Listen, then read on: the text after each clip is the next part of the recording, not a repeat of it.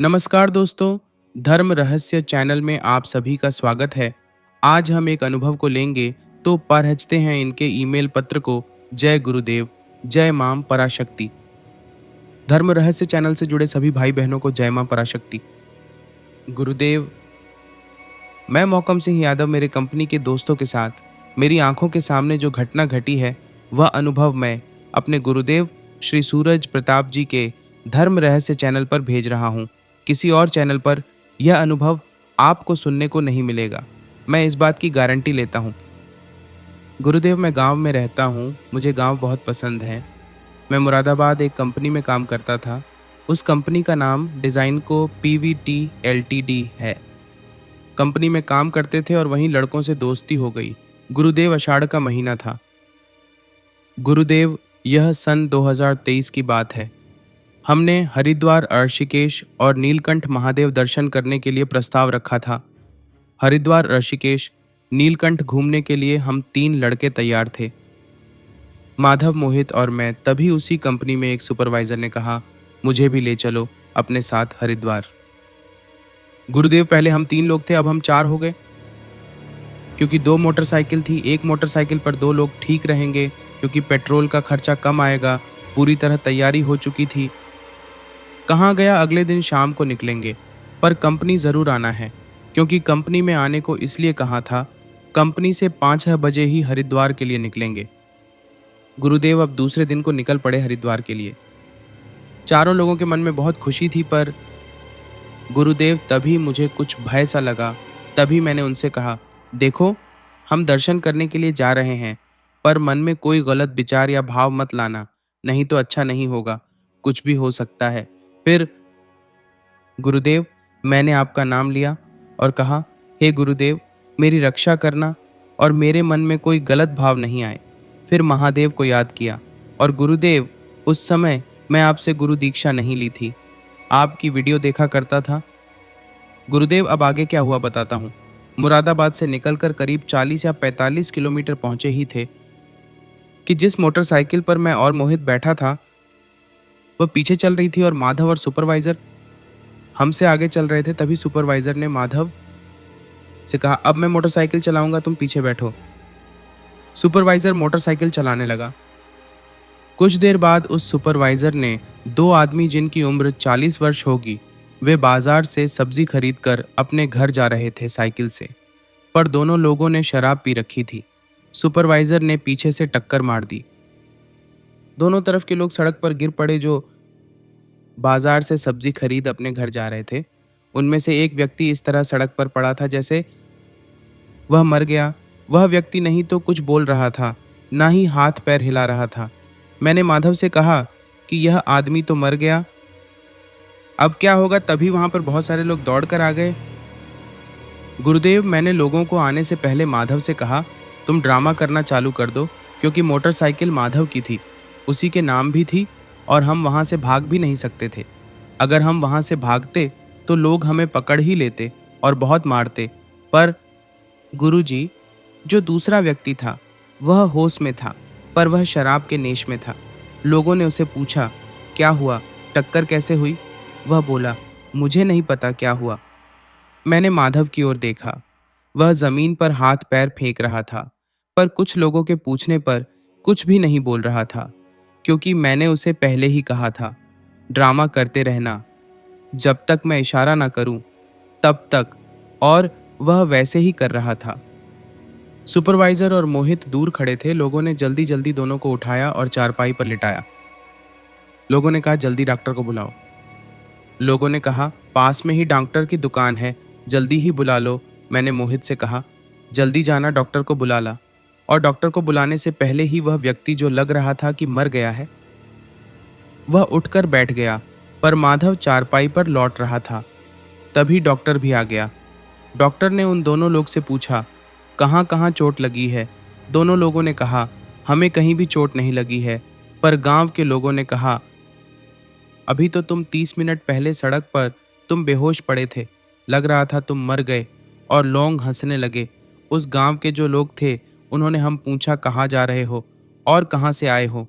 हमने उन्हें बताया, हम मुरादाबाद से आए हैं और हरिद्वार गंगा स्नान करके नीलकंठ महादेव के दर्शन करने जा रहे हैं।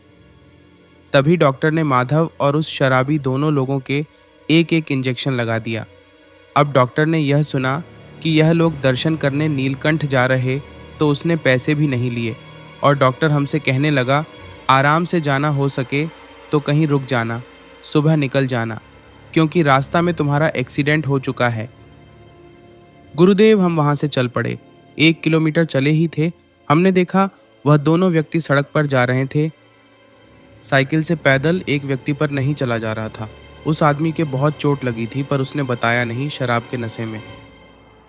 तभी मैंने कहा, देखो, हम नजीबाबाद से निकलकर मोटे महादेव मंदिर पर रुक जाएंगे और सुबह निकल जाएंगे। तभी मोहित ने कहा कि मोटे महादेव से निकलकर 3 किलोमीटर दूरी पर मेरी बहन के घर पर चलते हैं। मेरी ताऊ की लड़की है, हाईवे से 50 मीटर दूर घर है उसका। मैंने मना किया पर वह नहीं माना। गुरुदेव रात को मोहित के बहन के घर रुके और सुबह निकलकर चल दिए हरिद्वार। गुरुदेव हरिद्वार पहुंचकर हर की पैड़ी पर गंगा स्नान किया, फोटो और वीडियो भी बनाई। हर की पैड़ी से जल भरकर चल पड़े। आर्षिकेश के लिए आर्षिकेश पहुंचे ही थे, काफी जोर से बरसात होने लगी। गुरुदेव, हमें जाना था नीलकंठ महादेव के दर्शन के लिए। मैंने कहा आर्षिकेश से निकलकर आगे रास्ता गया है नीलकंठ के लिए, क्योंकि हम मोटरसाइकिल से जाना था। तभी माधव और सुपरवाइजर दोनों ने एक व्यक्ति से पूछा कि यह रास्ता नीलकंठ महादेव मंदिर को गया है। वह बोला, हाँ यही गया है। पर मैंने मोहित से कहा, मोहित मेरी बात मान, यह रास्ता मुझे ठीक नहीं लग रहा है, क्योंकि मैं इस रास्ते से कभी भी नीलकंठ महादेव के दर्शन के लिए नहीं गया हूँ।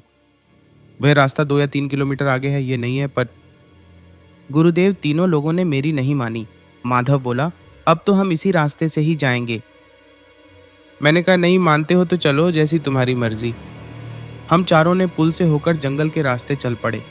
1 किलोमीटर पहुंचे ही थे, बोर्ड पर स्पष्ट लिखा था, कृपया सावधानी से चले, आगे जंगली जानवरों का खतरा है। रुके नहीं, चलते रहे। अब हम चारों का दिमाग खराब हो गया। मोहित ने मुझे कहा, मौकम सिंह, हम गलत रास्ते पर आ गए हैं। मैं बोला, मैंने तो मना किया, पर तुम कहाँ मानने वाले। मोहित माधव पर गुस्सा करने लगा और कहने लगा, हम रास्ता भटक गए हैं। मैंने कहा, यह जंगल है, चुपचाप चलो, ज्यादा बोलने की जरूरत नहीं है। गुरुदेव, हम चारों के अलावा उस जंगल वाले रास्ते पर कोई भी दिखाई नहीं दे रहा था। मन मन में हम चारों में से कोई कहता, भोले बाबा मेरी रक्षा करो, हे महादेव मेरी रक्षा करो। ओम नम शिवाय मंत्र का जाप कर रहा था, पर पहाड़ों पर मोटरसाइकिल हमारी 30 या 40 की स्पीड पर चल रही थी। इससे ज्यादा नहीं चला सकते, क्योंकि कभी ऊपर कभी नीचे ऐसे थे मार्ग। जंगल में से जंगली जानवरों की आवाज आ रही थी। हमें डर लग रहा था। और 10 किलोमीटर चले के बाद अब सही मार्ग पर पहुंचे थे।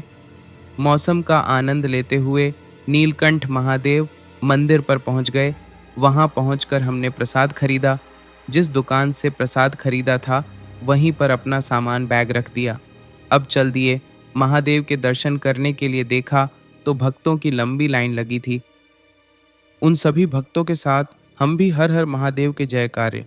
तो कभी नीलकंठ महादेव की जय करते हुए मंदिर में प्रवेश किया। बड़े प्रेम से नीलकंठ महादेव के दर्शन किए। दर्शन करने के कुछ समय बाद अपना सामान लेकर जहां पर मोटरसाइकिल खड़ी करी थी, वहां पर एक बहुत सुंदर लड़की खड़ी थी हमारी मोटरसाइकिल के पास। मैंने उसे कहा, देवी जरा उधर हटिए। उसने कुछ नहीं कहा। तभी हमारे साथ जो सुपरवाइजर था वह बोला, यह लड़की कितनी सुंदर है। मैंने कहा, अभी भी तुम नहीं सुधरे। वह कुछ नहीं बोला। मोहित ने कहा, मौकम अब गणेश गुफा के दर्शन करने चलते हैं। मैंने कहा, चलो, मैंने नहीं देखी है। मोहित बोला, किसी पूछ लेते हैं। अब चारों ओर हमारे साथ वे 2 लड़की स्कूटी से और 3-4 लड़के सब साथ चल दिए अपनी अपनी मोटरसाइकिल से। गुरुदेव, हम काफी देर चलते रहे। पहाड़ पर लोगों से पूछताछ करते करते आगे पक्की सड़क नहीं थी, अब रास्ता कच्चा था। तभी जोर बारिश होने लगी। बारिश इतनी भयंकर थी, बहुत ही तेज। पर हम बरसात में चलते रहे और एक पहाड़ की चोटी पर पहुंच गए। पर देखा वहां तो हमारे साथ वे 2 लड़की, हम 2 और कोई भी नहीं। न तो कोई गणेश गुफा थी, मैदान था। मतलब हम गलत जगह पहुंच गए थे। फिर मैंने कहा, चलो वापस चलते हैं, और हम वापस चल पड़े। वहाँ एक दुकान वाले से पूछा, भाई गणेश गुफा कितनी दूर है? वह बोला, 2 पहाड़ पार करने के बाद तीसरे पहाड़ पर है, गणेश गुफा है। मैंने कहा, मोहित बरसात बहुत तेज हो रही है और पहाड़ पर कच्चे रास्ते में बाइक चलाना बहुत कठिन है। मोहित बोला, ठीक है, बारिश रुक जाती है तब चलेंगे। मोहित, मैं और वो 2 लड़की 30 मिनट रुके, बरसात रुक चुकी थी। उसी रास्ते से वापस आ रहे थे तो देखा रास्ता बंद हो चुका था, क्योंकि बरसात के कारण पहाड़ रास्ते पर गिर गया। उसी पहाड़ पर रास्ता बना रही जेसीबी को बुलाया गया और रास्ता खोल दिया और हम चल पड़े। रास्ते में हमें माधव और सुपरवाइजर दोनों मिले। हमने कहा, वापस चलो। वे बोले, क्या हुआ?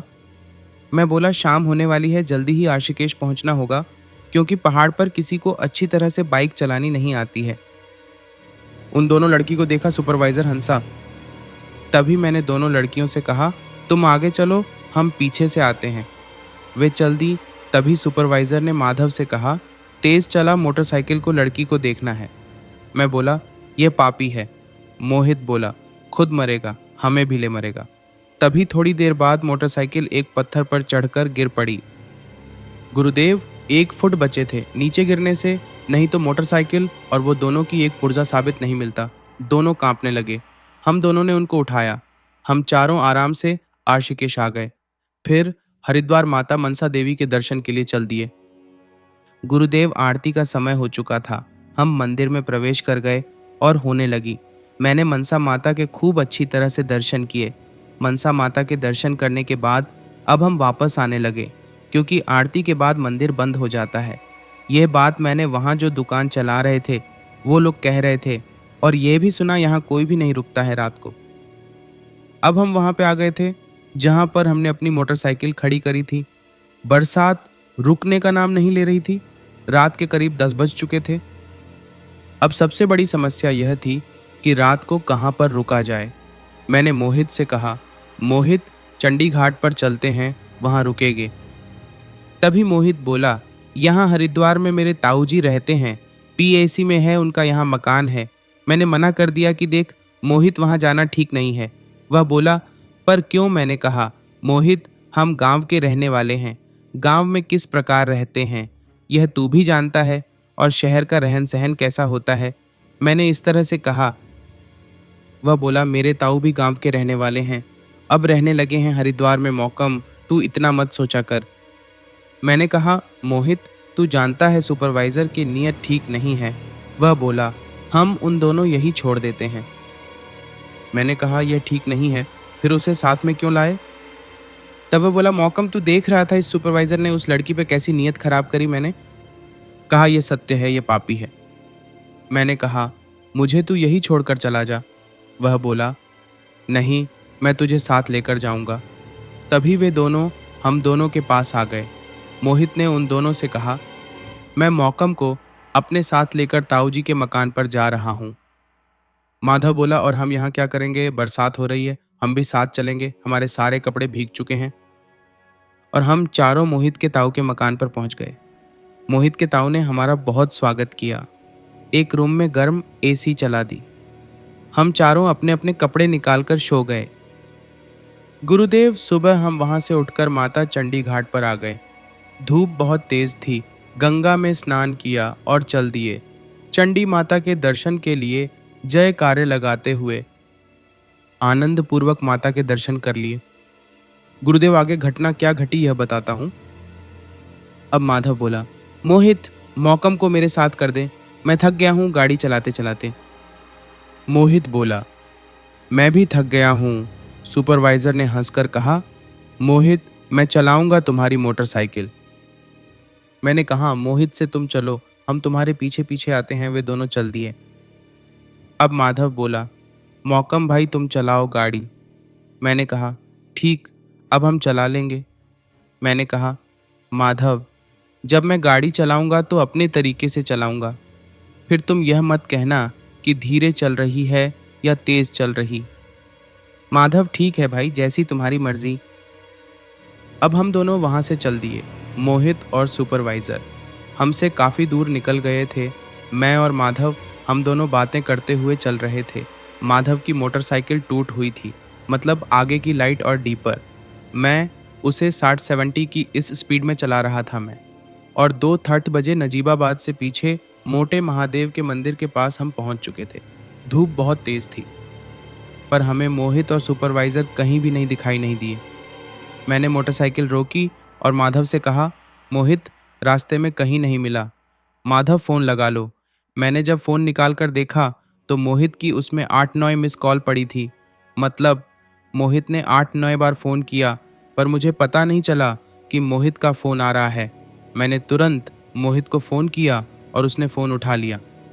मैंने, कहाँ हो? वह बोला, तुम कहाँ हो? मैंने जवाब दिया, हम मोटे महादेव से 2 किलोमीटर आगे हैं। वह बोला, तुम वहीं रुको, हम आ रहे हैं।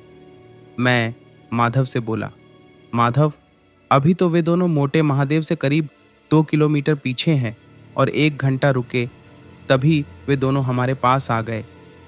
मोहित ने मुझे आवाज़ दी, मौकम। मैंने मोहित की ओर देखा और मैं बोला, यह क्या हुआ? मोहित के हाथ पैर फूट चुके थे, हाथ पैर पर पट्टी बंधी हुई, और सुपरवाइजर मोहित से ज्यादा घायल था। ऐसा लग रहा था कि किसी ने उसे फरा हो। हाथ पैर मुंह पर चोट लगी थी, उस पर ठीक से चला नहीं जा रहा था। माधव सुपरवाइजर की सूरत देखकर हंसा। मैं भी हंसी नहीं रोक पाया, हंसने लगा। मैंने मोहित से पूछा, ये तुम्हारे दोनों की चोट कैसे लगी? मोहित बोला, चिड़ियापुर से निकले ही थे कि इसने कार में टक्कर मार दी। कार वाले ने जल्दी से कार पीछे ली, उसने ट्रिक में टक्कर मार दी और वह भाग गया। मोहित बोला, मैंने तुम दोनों को फ़ोन किया, पर उठाया क्यों नहीं? मैंने कहा, हमें पता नहीं चला कि फ़ोन आ रहा है।